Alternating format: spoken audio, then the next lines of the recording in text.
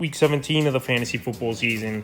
And here's a few wide receivers. I have his sleepers this week. The first guy, Cedric Wilson of the Miami Dolphins. So I don't think, in my opinion, Jalen Waddle is going to play in this ball game for the Miami Dolphins. And Cedric Wilson, he signed a nice free agent deal a couple off seasons ago. I know he really hasn't been in the offense the last season and a half, but if he's going to play in Jalen Waddle's role, he's a speedy wide receiver as well. And his best years was a few years ago with the Dallas Cowboys. So the last few weeks for Wilson, week 14 versus Tennessee, 2 catches, 30 yards. Week 15 versus the Jets, 2 catches, 2 yards. And then last week versus the Cowboys, 3 catches, 42 yards on 5 targets. So this week in a game where it's a potential shootout, even though I know this Baltimore defense, one of the better units in the league, especially last week picking apart Brock Purdy in that offense, I still think Cedric Wilson could go out there and make some plays. Obviously, it's dependent if Jalen Waddle plays or not, but Waddle's been pretty banged up on and off all season, and then last week leaving the game. So Wilson, if you need a deep sleeper option, available in 99%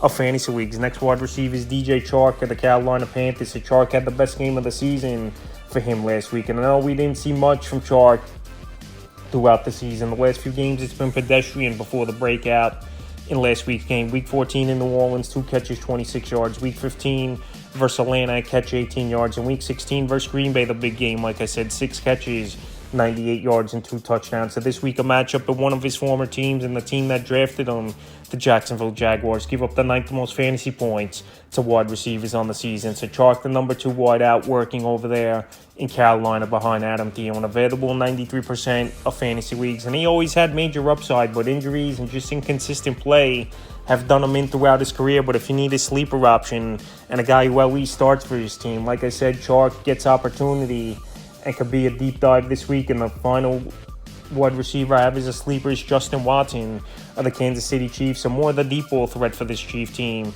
is Justin Watson, but he's got peppered with targets a decent amount of times in some ball games this season. So the Chiefs, we know all season receivers been a problem with Rashee Rice. Sky Moore has done nothing about this. Scantling, haven't seen nothing from him but a few drops this year. And Kadarius Toney drops, just bad penalties we've seen from him as well. So Justin Watson, at least he's a deep ball threat. And Patrick Mahomes has liked Watson throughout the season, like I mentioned. So the last couple games here for Watson, Week 15 and New England, a catch, 31 yards. And then last week in Week 16 in a bad loss versus the Raiders, 4 catches, 38 yards and a touchdown. So like I said, he's a deep ball threat. This week a good matchup versus the Bengals. Give up the 10th most fantasy points to wide receivers on the season. And Mahomes, he's going to have to start going to guys he trusts, because this is a big game for this Kansas City Chief team. I know they're right there in the playoff hunt, but definitely they don't want to play on the road in the playoffs, where pretty much every year they've been a home team with the home field advantage. That's a few wide receivers I have as sleepers for Week 17 of the fantasy football season.